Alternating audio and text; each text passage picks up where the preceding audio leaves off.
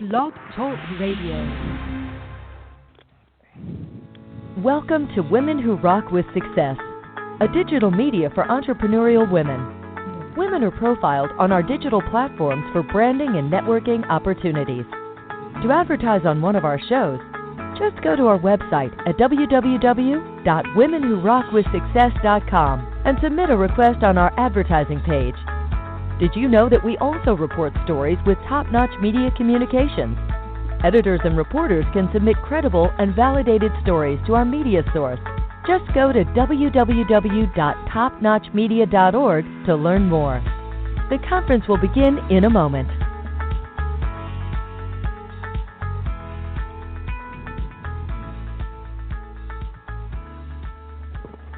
And good morning and welcome to Women Who Rock with Success Investigate.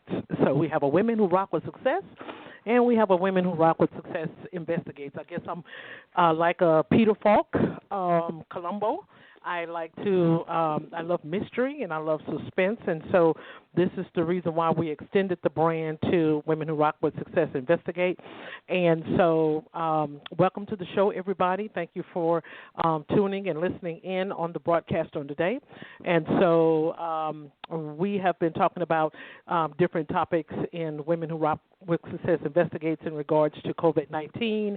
And today we will be discussing in regards to farm subsidiaries. And so just to give you a little dialogue about that, schools, cafeterias, restaurants, and other buyers that usually purchase large quantities of milk, cheese, butter, and other dairy products are closed or are enduring a significant drop in sales. So this has forced them to cancel their dairy orders, leading to an oversupply of milk in the system. Since cows continue to need to be milked, that oversupply continues to grow exponentially. As a result, the farmers are also seeing milk prices plummet and the bottom falling out of dairy marketing, says, and this is coming from Ellsworth Cooperative Creamery. So today, with those facts, we have two women that are in agriculture, and they their expertise is also in farming. And so we would like to welcome to the panel today, and the first guest is going to be Miss Dominique Pianelli, if I'm pronouncing that right, and she is the she's the AgTech engineer and project leader of Homehead, if I got that right. Get my words twisted up, but I'll let her introduce herself further on. And so the second guest is Jenni Tilton-Flood, and she is the spokesperson, and she is also a farmer as well for Cabot Creamery Industries. So welcome to the show, ladies. Thank you so much, Diane, for having us. Okay, perfect. Really so we're going to start with Dominique, because I think I got her name tied. So we're going to start with Dominique. So Dominique, tell us a little bit about you. Thank you, Diane, again for having me on the show. So as an engineer and project leader focused in the AgTech sector, I help architect new systems, processes, and standards that impact the agriculture industry and supporting operationalizing farms. The clients we have at Headstorm include game-changing startups in the agrobiotech sector, two large Fortune 500s in the farm management technology sector. So what I do is help AgTech companies provide tech for farms and agri-tech ecosystems across the agri-food value chain. Mm-hmm. Great. Okay, and Jenni, tell us a little bit about you. Well, I'm a mom. I'm a wife. I'm also a dairy farmer, and I was raised up on a town line between two very small towns. My dad was the John Deere salesperson, and I ended up marrying one of his customers' sons, and I'd gone off to pursue my world and my thoughts. I was focusing on international relations and comparative foreign policy. I wanted to feed the world, and it dawned on me that what I really wanted to do was feed my corner of it. So I came back home, started working for my dad's business and delivering parts to a farm, and I picked up a husband along the way, and I became a dairy farmer, and that happened almost 30 years ago. So I'm a dairy farmer, and our family farm of 6 families, 21 family members, and 3 generations currently is taking care of 3,700 cows. We milk 1,700 of them every day, and we put 17,000 gallons of milk on our neighbors' tables every single day here in Maine. And we are one of the 840 farm family cooperative owners of Cabot Creamy Cooperative. And we represent farms that have 8 cows and farms that have thousands of cows, and we are all throughout New England and New York. Oh, wow. That's a lot of milk. Wow. Okay. I didn't know it was that large. That is great. So as I shared with both of you all earlier before the broadcast went live, that me growing up myself, we grew up around chickens and pigs and ducks and other types of animals, and of course, I later maneuvered into other fields and occupations, but it was just something about the farming industry that I always, I guess, have loved. So tell us a little bit more, Dominique, if you would, as to what your day-to-day roles are as an ag tech. Yes, absolutely. So kind of to roll back to how I ended up in ag tech, since I was a little girl, I always loved technology, and my dad would bring home cell phone tech from a particular tech retail chain then back in the early 2000s. And once I went to college, I found that it was a no-brainer to switch from pharmacy to MIS and entrepreneurship.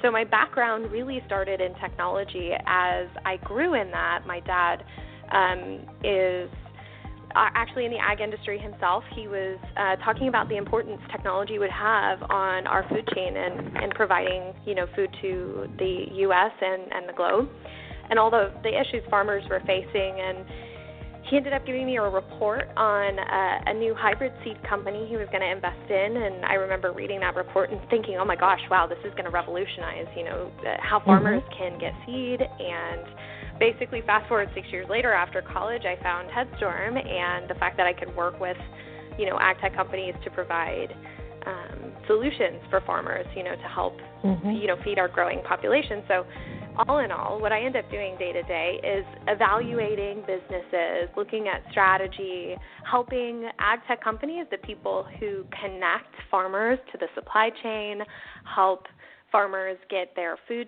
to distribution systems, and then subsequently all the way down to what we have from farm to table as consumers, and help actually create better processes and more efficiencies so that not only we can put money back into the pockets of farmers, but create a more robust and secure supply chain.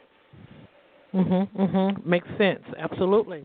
So, Jenni, with the dairy industry that you are in as of today, would this be something that you would like to continue even with your children or, your family down the road, as it's already a family, owned business? So would this be something that you would continue to pursue down the road with your family? Oh, yes. I mean, our whole purpose is to make sure that we have options and opportunities available for our kids and our kids' kids and our future. And it's not just about our family, but making sure that the land remains in agricultural production, and that, whether it's our family and our future generations or if it's someone else, but we want to make sure that our local land is providing sustainable nutrition for our communities here. And it's pretty much a focus of everything we do, and it has been for a long time. I mean, our farm and our farmland has been in our family and producing food for over 200 years, and it's been through a lot of crises, and it's been through a lot of good times as well. And most of our decisions that we make every day, whether it's to get through the next 24 hours or to get through this next 5 years or the 10-year long-range plans, they are basically how do we make sure that we are providing for and protecting and making sure there are options and opportunities available for the future. So, that's, the future is always top of mind. And, a lot of people with agriculture, they see it steeped in its past and the history and that bucolic image, and that's wonderful, and it's an amazing foundation. But as Dominique is talking, I mean, it is all about the future, and it is all about embracing what is coming next and finding a way to make sure that works. I agree. So, still with you, Dominique, for this next question. When we were children, this is not something for you to, and this just came to me, this question just a minute ago. And so as we were children, we drank milk. Milk really tastes like really sweet, cold milk back in the 70s when I was a child. And so what are some of the changes without revealing your industry's secrets or whatever the FDA may have approved? What are some of the changes that they have made in milk? Is it the pasteurizing, or is it the powdery type of substance, because we do not taste that type of milk today, or is it they have removed much of the fat from the product? So was that question for me or for Jenny? I'm sorry. It's for Jenny. I'm sorry. It's for Jenny. Okay. I apologize. Oh, I'm sorry. No problem. So, well, you know what? Milk is still milk.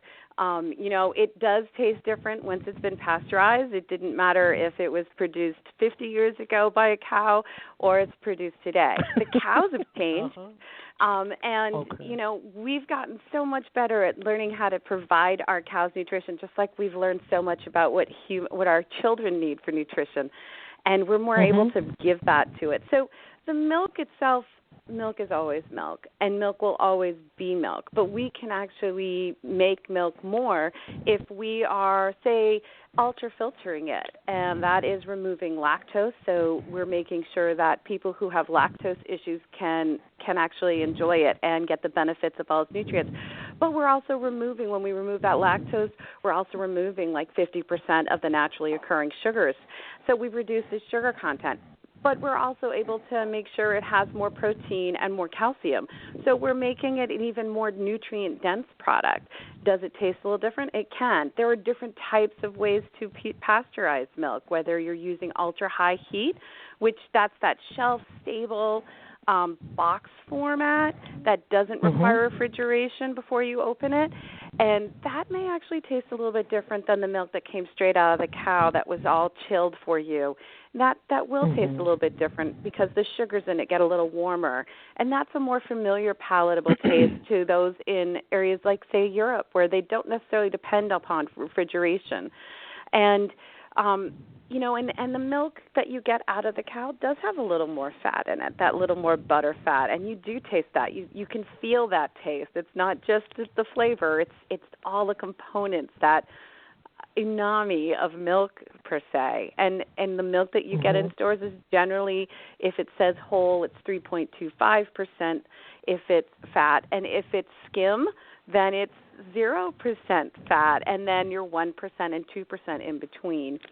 So there are differences between the milk, sort of like when you have a green bean. It's a difference between whether you're going to steam it, whether you're going to eat it raw, whether you're going to pour melted cheese over it. There's all these things you can do with this good food, and so the milk is still milk, and it always will be. But we can do amazing things with it, not just to change it, or to necessarily make it better, but to make it more perfect for who it's needed for. So whether it's making sure that it's the most perfect product for someone who really needs extra nutrition because they are dealing with a battle that is affecting them physically and making them sick, or whether we're making sure we have a great delivery system for sustainable nutrition for those who have been struggling with famine elsewhere in the world, and changing the product type so that we can deliver it to them easier and distribute it easier and allow them to actually consume it in a way that their bodies will accept it and make the most of it. So, there's all kinds of things we can do with milk, but the milk you had when you were young, we still got it for you. It's just in a different package. I thought so. So this next question is for Dominique. And so according to Daphne Ewan Chow, and she's the senior contributor of Forbes, she says that due to the COVID-19, there has been a massive consumer rethink about food. So how do you feel that Americans will start going back to a lot of organic? I know that organic foods, they're more higher than the foods that some of the lower priced foods that some of us select sometimes. But do you see in how Americans are going to be purchasing the organic foods versus the other traditional foods sometimes that individuals may buy on a daily basis? That's a great question, Diane. I actually think it's going to be kind of a more holistic approach to how people are buying food in general. And organic is, of course, a part of that. And there's a smaller percentage of organic farmers here in the U.S. than there are non-organic farmers, and yet the market is starting to really demand all of the organic produce like you were talking about. I think in general we're going to see a larger uptick from the logistics side in the agri-food value chain because consumers are starting to really demand e-commerce and grocery delivery. So from the food side, Amazon in particular hired over 100,000 workers to help fill surge orders in the warehouses, and an additional, not just 100,000, but another 75,000 workers to fill in the pandemic-driven demand for grocery delivery.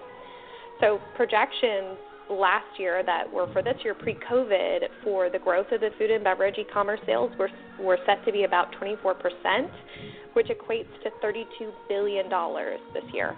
And that was all before the pandemic. So this pandemic is going to definitely drive a fundamental shift towards online grocery delivery, becoming a very permanent part of our everyday lives. And consumers are starting to demand healthier and a more transparent food system. So I think the demand for the food is there, and the demand for us to have a nutritious diet is there.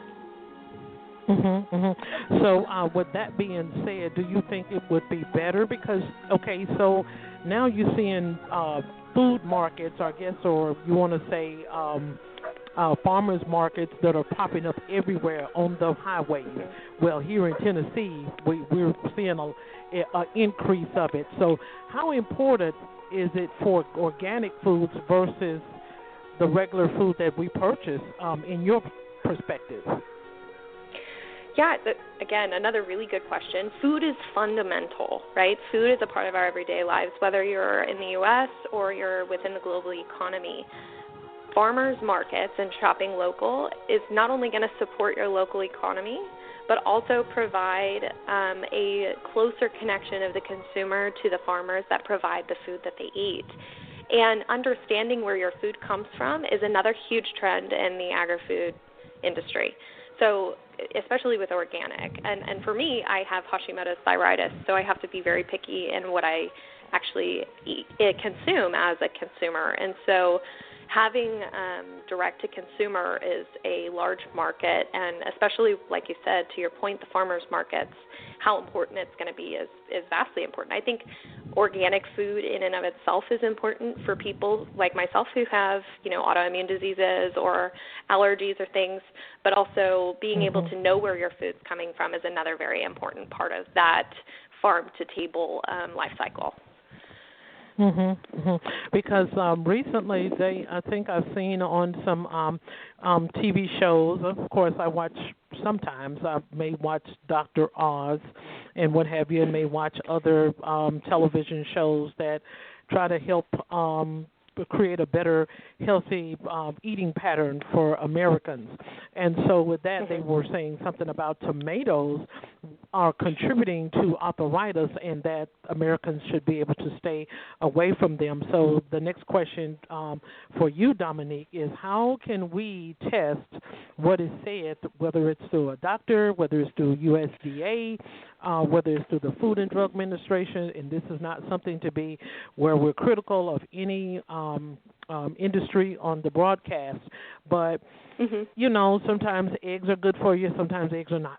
Sometimes milk got salmonella, sometimes it's not. How do we as Americans to go in there and test what is being said, because they had an outbreak about a few years ago about lettuce and said it had some salmonella testing to it as well, because we want to stay healthy, and those ingredients keep our bodies healthy.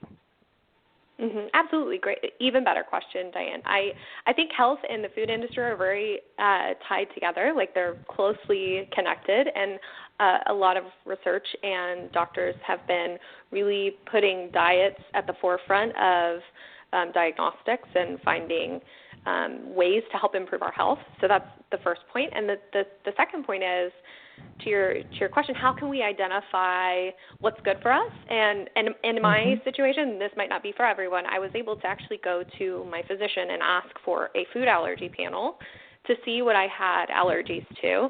And not necessarily just like the generic, are you allergic to wheat, are you allergic to gluten, do you have those types of things. But with Hashimoto's thyroiditis, my body is actually allergic to a lot of other things, such as pepper, and actually I am allergic to tomatoes.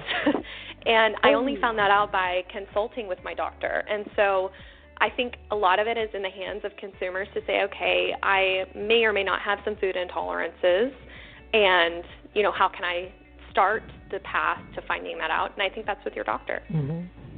Okay, great. That makes sense. So, Jenni, from an article, according to CNBC, President Trump, who I love and support, recently announced a $19 billion relief program called the Coronavirus Food Assistance Program that will provide $16 billion in payments to farmers and ranchers and $3 billion in purchases of produce and dairy products and what have you.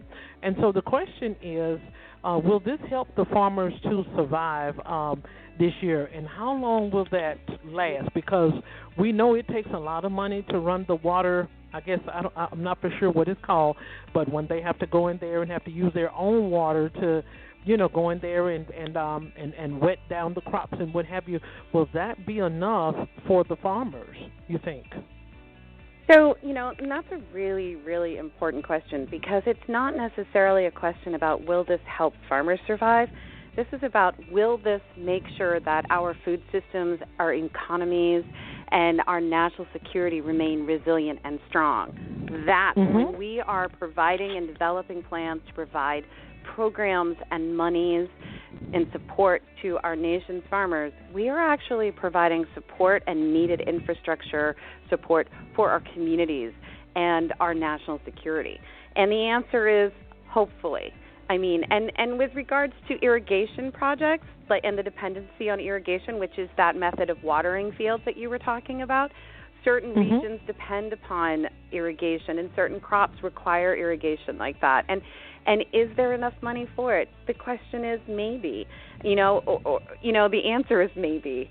Right now, we're looking at our CFAP program that is part of this coronavirus food assistance program, and it will be helpful, and it is going to help for our dairy farmers. There's about 34,000 dairy farmers throughout the U.S. in every single state. There's at least one dairy farm in every single state.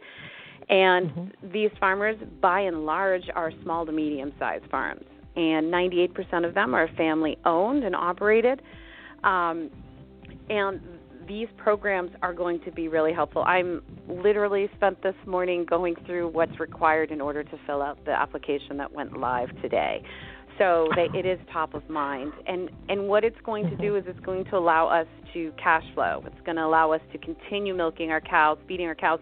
And right now, for a dairy farmer, we're actually laying in their food for next year. We can't go and buy it off the store shelf. We have to have it now. We have to have bought our seed. We have to have prepared our soil, and we have to plant it. And so we will harvest it this fall. So we're already in our cycle to feed our cows next year and feed our community next year. But this is going to provide us much needed cash. As much as people are going to the store and buying our dairy products and buying food to feed their families, and having to go to different avenues to do that, we are actually dealing with falling milk prices. So it's a double whammy for us. And these programs not only help us continue to do our jobs, but to pay our bills, to make sure that The people who service our equipment, they're paid, and if they're paid, they can pay their mortgage and they can pay their children's tuition, and they can shop for food and clothes and maybe even something extra. And all the people we do business with and who they do business with, that's where that money goes. So when we're talking about these farm bills and these agricultural programs, we're not talking about paying money to farmers. We're talking about making an investment in our economies and feeding the people of this country. Absolutely, absolutely. And so that was the purpose of that question, is to and also to get a response from you, so the listeners and the audience can know the difference between the two. Because a lot of times when certain tax breaks are granted to certain seculars or certain industries, sometimes we think, well, it shouldn't be going over here. It shouldn't be going over here to the medical industry. It should not be going over, because people do not know and they do not understand as to why certain tax breaks are going to certain industries. So with that being said, Jenni, with dairy products such as cheese, and we all just ate me a snack yesterday afternoon, not last night, but yesterday afternoon, and it was cheese and crackers as an appetizer, and that goes for children and for adults. So what is Cabot Creameries, your industry, what are you doing to ensure, without us even talking about the part about the tax break that you all are going to receive, but what are you even going in to ensure that flow continues for America, where you continue the flow of providing the cheese, providing good quality milk, providing good quality dairy products, so we can be able to ascertain all of these healthy nutrients that you have to offer? So, and that all goes back to like when I was talking about how we're already planning for next year's food crop and filling our pantry for our cows next year. We have been preparing our farms and our industry for years to do what we're doing today. And with regards to COVID-19, our co-op, Cabot Creamery Cooperatives and Agrimark, they laid the groundwork early on. They knew that something was coming when they started watching the news, and they knew what was happening across the world. We work in livestock. We know that you have to make sure you pay attention to what is going on, especially when it comes to disease. So we already laid the groundwork and made plans for how we're going to make sure that we keep our employees and our workforce safe. We value our workforce. We know that they are the reason we are able to provide food to the grocery stores and our retail outlets, and that's how our food gets to your table. And we knew that. And so whether it was temperature checks, putting extra people on the line, strategizing how best to provide our retail outlets with what they needed most, so that we could expand what we could provide them and take advantage of our production capabilities at a time when our distribution capabilities may be hindered. So we've been working very hard that way on the corporate side and on the manufacturing side and processing side. On the farm, though, it sounds awful, but we've been practicing for this our whole lives. When it comes to biosecurity, when it comes to raising healthy animals and stewarding our land and our herds the way we need to make sure that they are healthy. These are things that we practice and are required to do, and it's evolving. Every year, it seems, we have more science and more knowledge. How do we best take care of our animals? And thanks to people like Dominique, we have more technology to enable us to be able to monitor and to learn and to actually achieve our goals of whether it's making sure that we are monitoring that and knowing how best to find it with new testing. Like the discussion of testing capabilities is something that we know very well in animal agriculture. One of the biggest partners in my state to enable our state to expand testing is IDEX company, and they're responsible for some of the most prevalent agricultural quality tests that we have, whether it be for disease in animals or quality and safety of our milk that our cows produce. America's farmers are less than 2% of the population. Our dairy farmers are 1% or 1.5% of the population. We do what we do efficiently, and we get better at it every day, and with a mind towards quality, security, and safety, not just for our animals and our land, but for the people we depend upon to buy our products and the people we feed. And we're able to do that, and a small number of us are able to feed everyone else, and that allows everyone else to do the jobs they need to do, and we take that seriously.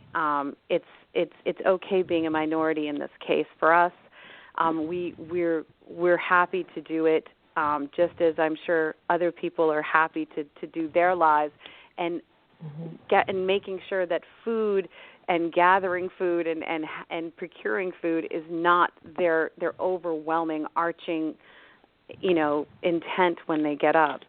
And we are blessed that we have so many people who are able to focus their energies on developing technology and deploying technology and coming up with new ways, whether it be policy, whether it be education and sharing.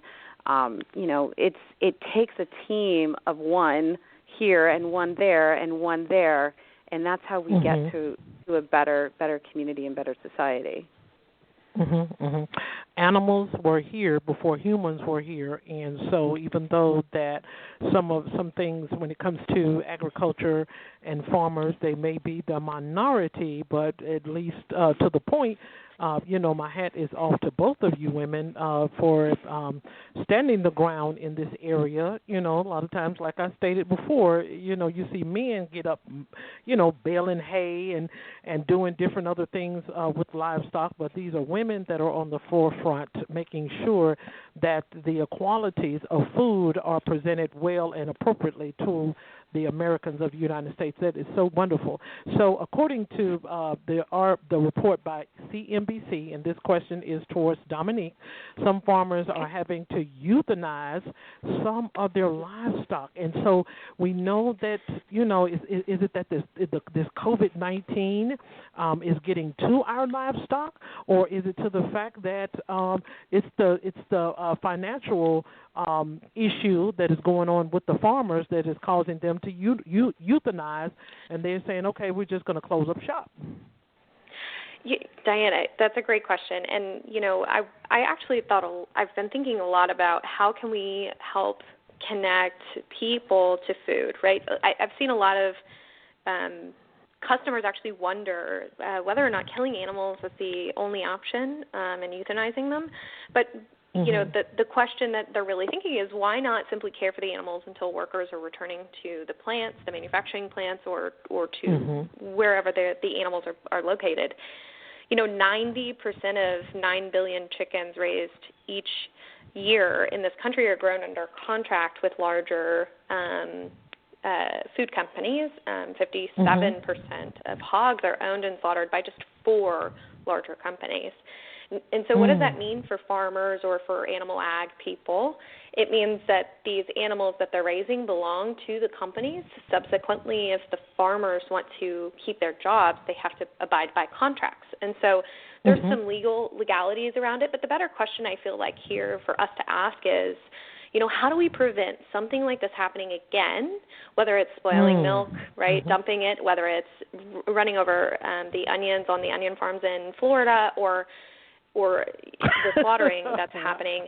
I think that the better thing to really think about is, how can we prevent this from happening again, create a more resilient food system that has the capabilities to divert food and resources to areas of demand. Right now, there's no tools out there right now that could have predicted such a demand destruction through COVID, because it wasn't expected, right? Like, our whole entire globe was caught off guard. And so what we need to do as technologists, and as ag technologists in particular, to support farmers and to support the animal ag people, along with dairy farmers, people like Jenni and her co-op, is look for opportunities to learn from the impacts COVID has had on our food system, especially on distribution, see where we can fill those gaps in. So it's really interesting when you peel back the onion, you kind of look at it from a high level view, and you see some of these breakdowns in the system. They were there, like some supply chain breakdowns were there before COVID, and COVID's really shown a light on the inefficiencies in certain areas. And this is where we should take the opportunity as both agriculturalists and ag technologists and start having the conversations to see where we can improve, fill in gaps, increase efficiencies, and divert resources, especially to the food banks, like I was talking about earlier. I agree, and I because... just wanted to... Go ahead. I just wanted to comment that you had mentioned, about how we see the pictures and we see the men baling hay and we see the men doing the work. And that's one of our biggest problems. We don't ever get a chance to see the women doing the work. People don't seem to take pictures. People don't seem to write the stories unless they're a novelty. And I think that it's so important that you have a show like this where the women doing the work are the ones doing the speaking. So thank you for that. And with regards to the euthanization of some of the livestock and the destruction of some of the crop, it's not due to illness. They're not being euthanized for illness. It is because of the super efficiency and streamline of our food system. All of its redundancies were tapped out by this black swan event, and it has, as Dominique said, shown a light where we do need to focus on actually the inefficient. We need to find the ways that work best, even if they aren't super efficient. Unfortunately, that means that it won't be the cheapest, because we can all talk about what we want, but when we go to a store, we are spending what we want.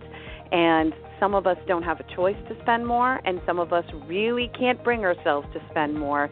And we always judge where we are as a country on how much we have to pay for food.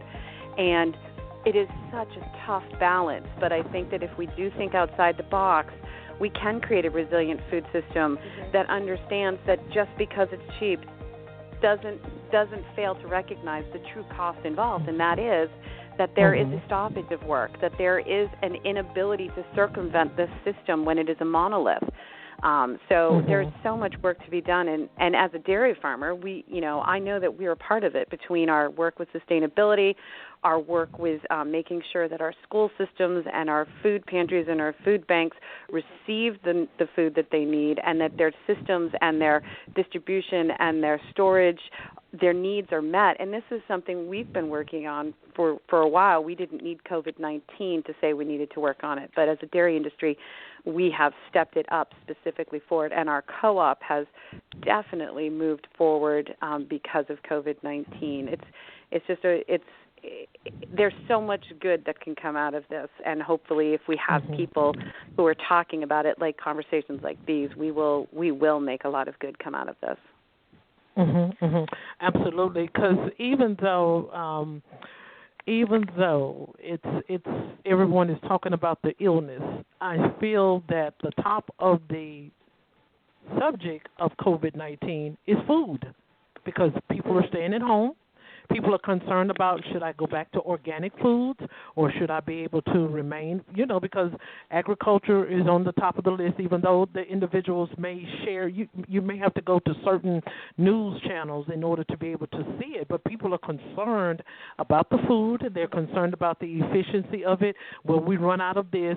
Will we run out of that? What they're going to, what's going to happen to our chicken farms, our cow farms, our dairy farms? How is this going to affect it? Is they're going to come in and bring us, just any type of product to the meat industry, to the food industry, to the produce industry without, doing some checking on it, just like you have already shared, Dominique. I think both of you kind of touched on it a little bit as to how, it's important to come in and hire the appropriate individuals to be able to make sure that the cows are healthy and what have you. And so people are concerned. They are concerned about what's going to be the next chapter. So I like the response of what both of you gave. But in terms of what Jenni was saying, okay, we're already planning for 2020, 2021. We're planning for that of what the individuals can be able to receive. So that's great. That's great. So, Jenni, this question is for you. What are some tips and resources for farmers and creamery industries that you would like to share with the audience that they can be able to do? Because on this, broadcast, of course, we're not into who has the best creamery or who has the best ag position or what have you. This broadcast is for the people to receive the tips and resources from Cabot, from you, as to what you would give to another farmer or another dairy industry as to what they can be able to do to be encouraged. That's, I think, what's going on right now. People need to be encouraged. The farmers need to be encouraged. And don't give up. Don't throw in the towel. Don't euthanize. Just stay and stick with what you have.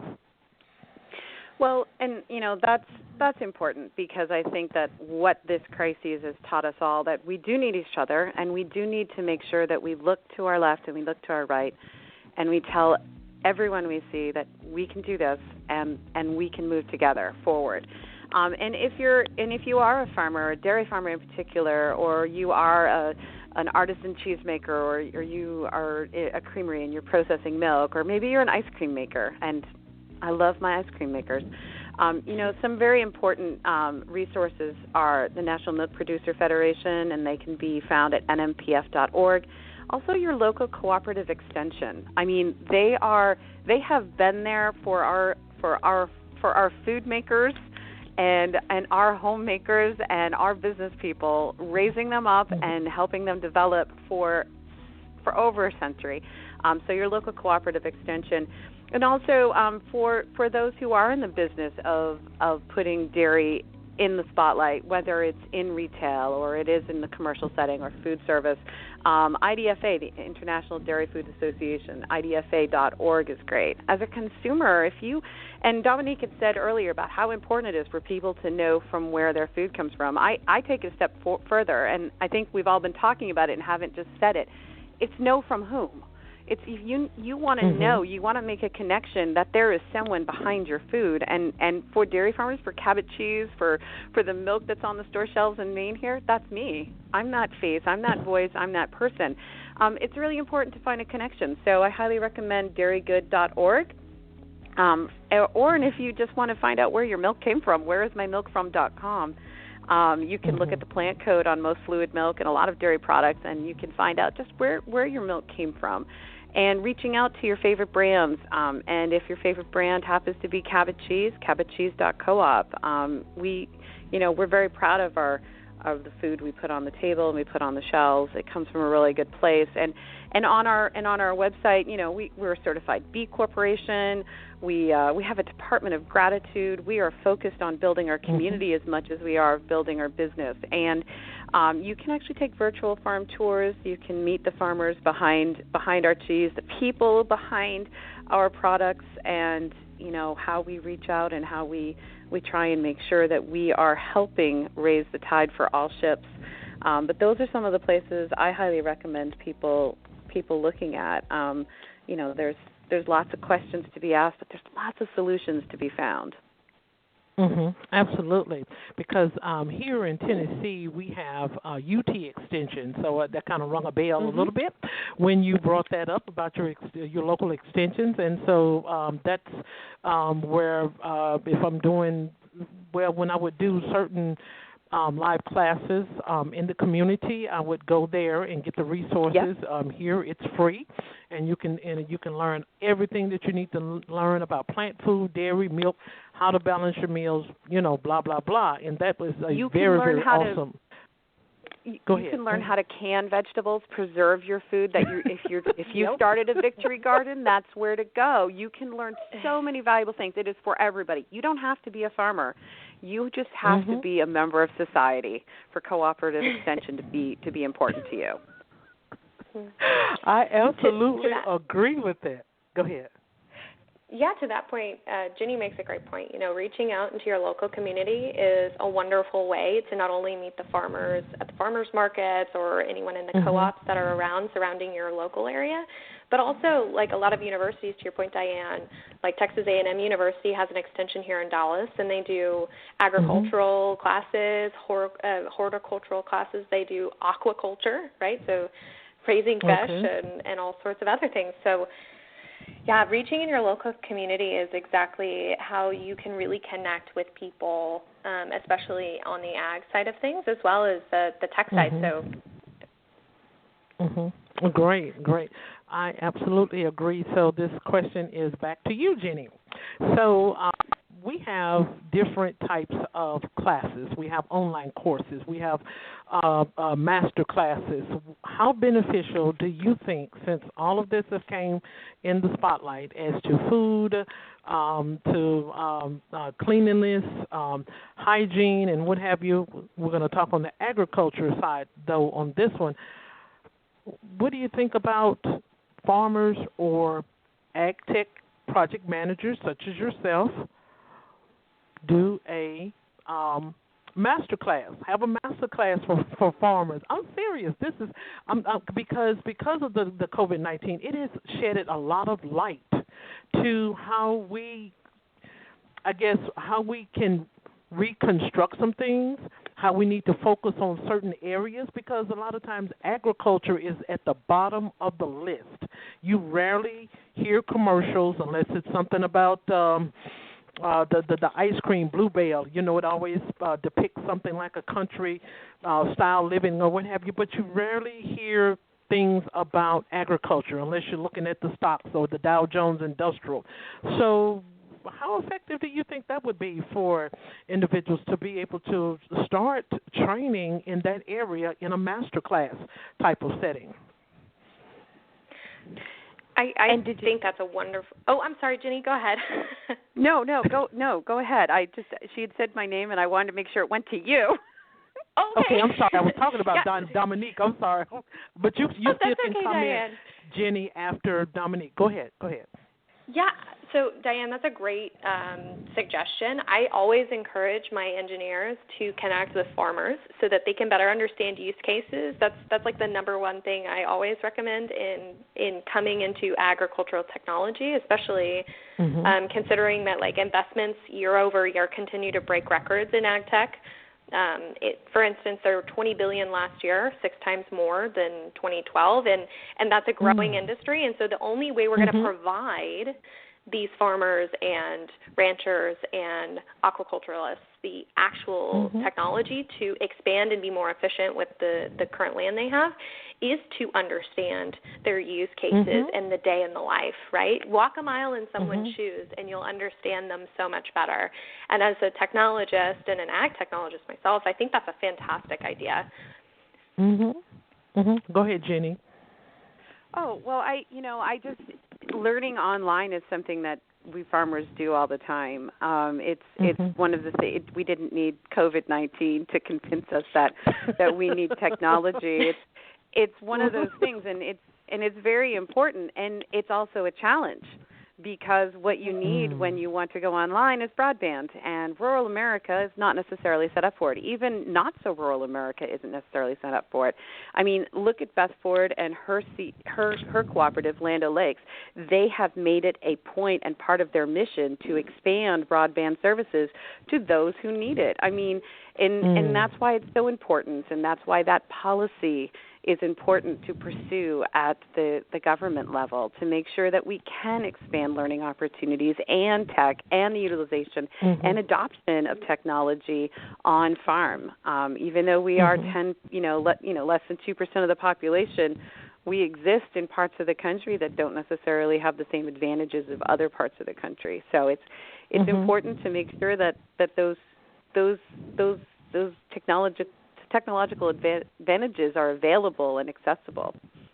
So. Absolutely, I brought that up simply to the fact that I have done a lot of event planning in the past, and may still do a little bit from time to time, and so that's a public speaking format is something that I've always have done, and so that's the reason why I guess I brought that to the platform today, because I think that would be a very great tool to be able to shed a lot of light if we come out. So take, for instance, that we was at a networking event, and so at the networking event they had, I think it was Blue Cross Blue Shield had made a statement about, well, we're using Miss Tennessee or something like that to be able to make awareness about this specific topic in the medical field. I think it was in regards to to some drug or something that the teens were on. I don't know if it's this Juul smoking thing or what have you. And so my thing with that was, and then that's when the rest of the attendants, their hands just went up immediately. And which that is a good strategy for companies to go in and have celebrities and individuals that have had that has a great accolade or what have you. That's good. But my thing was about that was, what about getting on the ground with the people, in local cities? And I know that the UT Extension does a lot too, but sometimes if we're not putting a lot of emphasis on the topic and the subject, a person will look in the newspaper, oh, okay, it's just the UT Extension. They're just having their regular monthly meeting, or they're having their regular monthly, talk or table talk or what have you. But when we start to bringing things out on the forefront and bring it all the way out, let's have a conference. Let's go to our country club and let's make a big notation about this or what have you. And even though people look at newsletters, they look at blogs and things like that. But what I'm saying is making sure that it's making a big, huge impact where people will know that, guess what, even though that sometimes the agriculture effect usually be in the middle or towards the bottom. People don't pay that much of attention. They're paying attention now because of the COVID, and I'm not saying that COVID is the biggest reason for it, but they're paying attention as to their food, their milk, those cows. They're paying attention to all of that because that's all you hear now. So that's the reason why I think I just raised that question to the both of you, is because I feel that when we come out and we do things and then we put it out there, and whether it's a master class or whether we're going in there training individuals as to how important our food is, I think it will be a turnaround and a change as to how we see things. We don't want to drop it. That's the reason why I brought you two on the broadcast, because we don't want to drop this. We don't want this to fall as if, the agriculture is important. It's important how the individuals get up in the morning. It's important how they prepare the produce and the food. It's important as to what they put into what they're doing for Americans. So I guess that's the reason why I brought that up. So anyway, Dominique, with enough being said, share with the listeners your last thoughts, how they can connect with you, and how they can connect with your brand. Absolutely. And once again, thank you so much, Diane, for having me on. And Jenni, it was a pleasure to have conversation with you, and I'd love to continue that further, as I know that this is a wonderful conversation, to Diane's point, that we need to continue to have and start putting at the forefront of consumers' minds. So you can find me on LinkedIn. I have a set article series co-written with my AgTech special interest group that I lead at, Headstorm. That's headstorm.com, HEADSTORM.com, where you can learn to get prepped for success during or even after the COVID pandemic, whether you're an AgTech company or a company outside of the agriculture industry yourself. So some of my last thoughts around, if you want to better connect to your local community, support your regional farmers, shop local, of course. And if anyone can make an impact on our food system, it's our consumers, because we know what we need for our bodies. We know what our families are asking for. And if we can help bridge those gaps between the farms to table, then that's going to truly help transform our food systems and continuing these conversations going forward. Absolutely. Jenni? Oh, thank you so much, Diane, for having me on. And Dominique, it's been a pleasure talking with you, and this conversation has been so dynamic, and I really want to continue it. If people want to connect with my co-op, it's cabbagecheese.coop. I actually can be found on LinkedIn and most social media platforms under my name, Jenni Tilton-Flood. But, and to what Dominique said, when it comes to making sure you support your local food system, That food system is so varied and has so many points among it. And it's not just going to a farmer's market. We don't all have that option. But if you go to a retailer like a grocery store, it doesn't matter how big of a store it is, they're carrying food that comes from the people who live in your community. And knowing more about the foods you're choosing and what goes into that food and how the farmers are cared for, how the ag workers are cared for is so important. And it's just as easy as Googling a brand as much as just knowing more. And if you want to meet more farmers, I'm more than happy to help people connect, whether they're looking for who grows their potatoes or who grows their almonds. And I'm more than happy to forward that connection for people.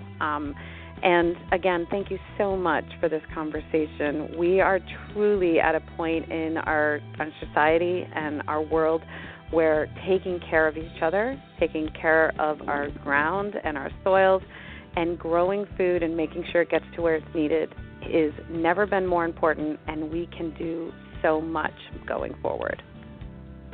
Absolutely. So think not that this will be the last time. Probably about another couple of weeks or so, we're going to try to continue this trend simply because of the fact it is very, very important. And so it's better to know than not to know. You know, they have the commercials out now on television that they used to show at 3 o'clock in the morning, but they're showing it now at 9, 10, and 11 o'clock, and it's the more that you know. And I feel that it's to the point that we don't know, even though the farmers, they may have grown up on farms, but they still don't know.